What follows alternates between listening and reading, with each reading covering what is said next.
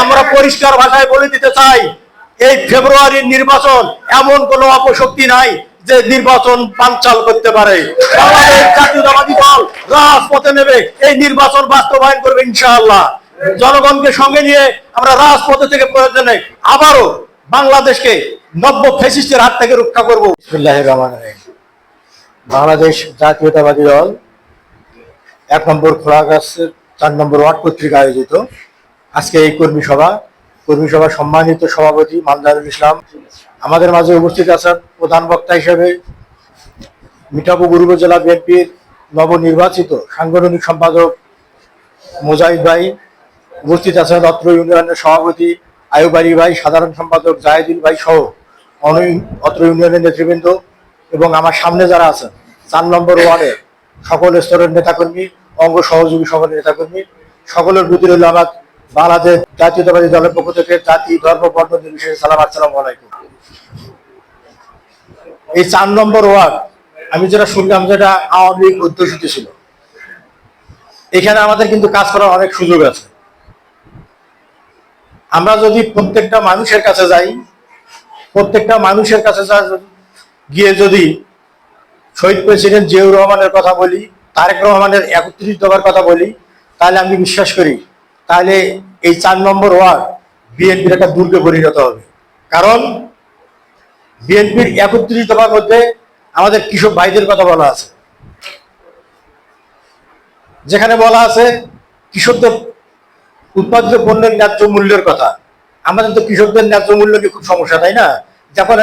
যেমন এইবারে আলুর কোনো দাম নেই, আলুকেও বিক্রি করতে যাচ্ছে না, পচে যাচ্ছে না। কৃষকের উৎপাদিত পণ্যের ন্যায্য মূল্য নিশ্চিত করার কথা বলা আছে, যেখানে বলা আছে কৃষি উপকরণ সহজলভ্য করার কথা, কৃষি কার্ডের কথা বলা আছে, যাতে কৃষকরা ন্যায্য মূল্যে ওই কার্ডের মাধ্যমে নির্দিষ্ট স্থান থেকে তাদের উপকরণগুলো কিনতে পারে। বলা আছে শস্য বীমার কথা, শস্য বীমার মাধ্যমে এই বীমা তো বোঝেন, বীমার মাধ্যমে আমাদের যে দুর্যোগ দুর্বিপাকে যে ফসল হানি হয়, ফসলের ক্ষতি হয়, এই বীমার মাধ্যমে আমরা এই ফসলের ক্ষতিপূরণটা পেয়ে যাব। এখানে বলা আছে আমাদের বেকার ভাই বোনদের কথা। আমাদের তো বেকার সমস্যা অনেক বড় সমস্যা, তাই না? আমাদের লক্ষ লক্ষ বেকার, কোনো কাজের কোনো অর্থাৎ কর্মসংস্থানের কোনো সুযোগ নেই। আছে কি? আমাদের গ্রামগঞ্জে লক্ষ লক্ষ বেকার বসে আছে, অনেকে বিএ পাস এ পাস করে বসে আছে, কোনো চাকরি নেই, আছে নাই? তো সেখানে বলা আছে বেকার ভাইদের জন্য কর্মসংস্থানের সৃষ্টি করার কথা বলা আছে।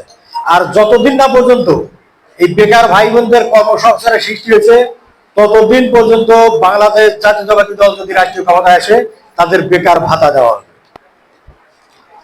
এখানে আমাদের মা বোনদের কথা বলা আছে, আমাদের প্রত্যেকটা পরিবার ফ্যামিলি কার্ডের আওতায় আসবে, যে ফ্যামিলি কার্ডের মাধ্যমে প্রতি মাসের চাল ডাল তেল চিনি যা লাগে সরকারি মূল্যে সরকারিভাবে বিতরণ করা হবে। এই যে আমাদের গ্রামগঞ্জে যেটা মূল সমস্যা গেলেন, আমাদের আরো একটা সমস্যা আছে, যেমন আমাদের অল্প বৃষ্টিতে বন্যা হয়ে যায় না? এখন আমাদের খাল বিলগুলো ভরাট হয়ে গেছে, নদী ভরাট হয়ে গেছে অল্প বৃষ্টিতে, যার কারণে বন্যা হয়। যার কারণে বলা আছে 31 দফার মাধ্যমে যে খাল খনন এবং নদী খননের কথা বলা আছে। আমাদের মোড়া থাকে এই সমস্যাগুলো তো আমাদের গ্রামগঞ্জের মানুষের, নাকি আর অন্য কোনো সমস্যা আছে? হ্যাঁ, তা আমরা যদি এই কথাগুলো যদি আমাদের 31 দফার কথাগুলো যদি আমরা যদি বলতে পারি, সাধারণ মানুষের কাছে যদি পৌঁছে দিতে পারি, তাহলে আমাদের জনসমর্থন বাড়বে না কমবে? তাহলে আমাদের কি বসে থাকা উচিত? তাই 31 দফা নিয়ে আগামীকাল থেকে কার্যক্রম শুরু করা উচিত। আমি আশা করব আমার এই 4 নম্বর ওয়ার্ডের নেতা কর্মীরা আগামীকাল থেকে 31 দফা কার্যক্রম শুরু করবে। যদি আপনাদের কাছে 31 দফা পুস্তিকা না থাকে, তাহলে আমাদের সভাপতি সাধারণ সম্পাদক সাহেব আছে, ওনাদের কাছ থেকে নিয়ে নেবেন। আর একটা কথা মাথায় রাখবেন, আমাদের অনেকেই বলছে যে নির্বাচন ফেব্রুয়ারিতে, কিন্তু নির্বাচন যে ফেব্রুয়ারিতে, এই নির্বাচন নিয়ে কিন্তু ষড়যন্ত্র অব্যাহত আছে। আমাদের অনেক নেতৃবৃন্দ বলেছেন আওয়ামী লীগের কথা, শুধু আওয়ামী লীগে না, অনেকেই ষড়যন্ত্রে লিপ্ত আছে, যারা বর্তমানে ফাও খাচ্ছে। ফাও খাওয়া পর্যন্ত। যারা বর্তমানে ফাও খাচ্ছে তারা চাচ্ছে না যে নির্বাচন এখনো হোক, কারণ এখনো যদি নির্বাচন হয় সকলে জানে, বাংলাদেশ সহ গোটা বিশ্বের লোক জানে যে বাংলাদেশ জাতীয়তাবাদী দল রাষ্ট্রীয় ক্ষমতায় আসবে, ঠিক কিনা? যার কারণে এই বিশেষ কিছু দল চাচ্ছে না যে নির্বাচনটা হোক। নির্বাচন যত বিলম্বিত হয় তত তাদের লাভ। কিন্তু নির্বাচন যদি বিলম্বিত হয়, দেশের স্বাধীনতা সার্বভৌমত্ব শুরু করে দেশের স্থিতিশীলতা বিনষ্ট হওয়ার সমূহ সম্ভাবনা আছে। দেশের জঙ্গিবাদ মাথাছাড়া দিয়ে উঠতে পারে। তা আমরা কি জঙ্গিবাদ মাথাছাড়া দিয়ে উঠুক এরা আমরা কি চাই? অবশ্যই আমরা চাবো না। আমরা চাই বাংলাদেশ শান্তিপ্রিয় দেশ, বাংলাদেশ শান্তি থাকবে, বাংলাদেশের মানুষ শান্তিতে থাকবে, বাংলাদেশের সাধারণ মানুষ, খেটে খাওয়া মানুষ, তারা পরিশ্রম করে খায়, তারা সব সময় শান্তির পক্ষে। আমরা চাই যে বাংলাদেশ জাতীয়তাবাদী দল চায় যে ফেব্রুয়ারির 12 তারিখের মধ্যে যাতে নির্বাচন হয়। ডক্টর ইউনূস সাহেব প্রতিশ্রুতি দিয়েছেন যে উনি রোজার আগেই নির্বাচন দেবেন। আমরা ওনাকে বলতে চাই যে আপনি যে প্রতিশ্রুতি দিয়েছেন সেই প্রতিশ্রুতি আপনি রক্ষা করুন। আর যদি আপনি তা করতে ব্যর্থ হন তাহলে তারেক রহমান ডাক দিলে আমরা বাংলাদেশ জাতীয়তাবাদী দলের রাজপথে আবার নামতে বাধ্য হব। আমরা এই নির্বাচন ফেব্রুয়ারির মধ্যে আদায় করে দিয়ে যাব। আমরা কোনোভাবেই কোনো ছাড় দেব না, কারণ গত 16 বছরে বাংলাদেশের মানুষ কোনো ভোট দিতে পারে নাই। শুধু আমি ডামির ভোট, দিনের ভোট, রাতে এইভাবে ভোট হয়েছে। মানুষ ভোট দিতে চায়। আমরা ভোট দিয়ে একটি স্থিতিশীল সরকার বাংলাদেশে প্রতিষ্ঠিত হোক এরা চাই। সে নির্বাচনে যদি অন্য কোনো দলও যদি আসে নির্বাচনের মাধ্যমে আমরা তাকে ফুলের মালা দিয়ে বরণ করে নেব, কিন্তু কোনোভাবেই অনির্বাচিত সরকার আমরা বরদাস্ত করব না। নির্দিষ্ট সময়ের পরে কোনোভাবেই আমরা ইউনূস সরকারকেও বরদাস্ত করব না, কারণ মানুষ ভোট দেওয়ার জন্য মুখিয়ে আছে। যারা আজকে সংস্কারের কথা বলছে, যারা আজকে জুলাই সনদের কথা বলছে, এরা কিন্তু খাওয়া খাওয়া পার্টি। সংস্কারের কথা কিন্তু বলেছে শহীদ প্রেসিডেন্ট জিয়াউর রহমানের সুযোগ্য উত্তরসূরি তারেক রহমান। 22 সালে উনি 27 দফার সংস্কার প্রস্তাবনা দিয়েছে দেশ বিনির্মাণের। পরবর্তীতে সহযোগী সংগঠন সঙ্গে আলোচনা করে যেটা 31 দফায় রূপান্তরিত হয়েছে, রাষ্ট্র মেরামতের 31 দফা। আপনারা যে কথা আমি প্রথমেই বলছি আপনারা অনেকেই জানেন। বিএনপি যখন এই রাষ্ট্রীয় ক্ষমতায় আসছে তখনই সংস্কার করেছে। বিএনপি আবারও সংস্কার করতে চায়, যার কারণে বিএনপি 31 দফা রাষ্ট্র মেরামতের সংস্কার দিয়েছে। কই আপনারা তো দেননি, আপনারা শুধু সংস্কারের কথা বলছেন আর সময় ক্ষমতার কথা বলছেন, কিন্তু এটা কোনোভাবেই সম্ভব নয়। তারা জুলাই সনদ বাস্তবায়নের মাধ্যমে আমাদের সংবিধানকে ছুঁড়ে ফেলতে চায়। আমরা আমাদের সংবিধানকে ছুঁড়ে ফেলতে দিতে পারি না, তার কারণ লক্ষ লক্ষ লোকের রক্তের বিনিময়ে যে স্বাধীনতা অর্জন করেছি, যে স্বাধীনতার মাধ্যমে দেশের সংবিধান রচিত হয়েছে, সে সংবিধান ছুঁড়ে ফেলার জন্য নয়। প্রয়োজনে দেশের মানুষের প্রয়োজনে সংবিধান সংশোধিত হতে পারে, যেটা ইতিপূর্বে বহুবার হয়েছে। আবারও প্রয়োজনে সংবিধান সংশোধিত হবে, কিন্তু সংবিধান কোনোভাবেই ছুঁড়ে ফেলে নয়।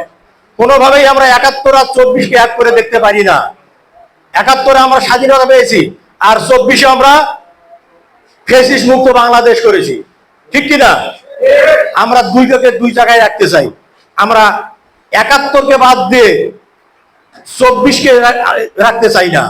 আমরা 71-কে রাখতে চাই কারণ আমরা যেখানে স্বাধীনতা পেয়েছি, এই বাংলাদেশে আমরা ভূখণ্ডটা পেয়েছি। আর 24-কে আমরা ধারণ করতে চাই যে আমরা শেখ হাসিনার মতো একজন ফ্যাসিস্টকে বাংলাদেশ থেকে উৎখাত করতে সক্ষম হয়েছি।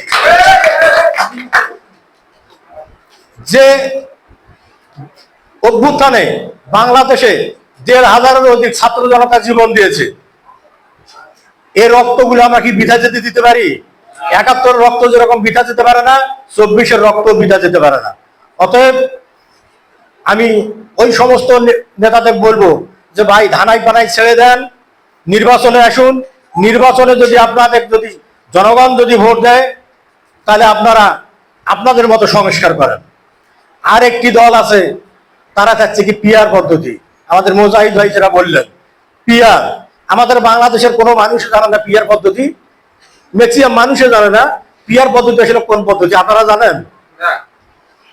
এটা খায় না মাথায় দেয় এটা কেউ জানে না।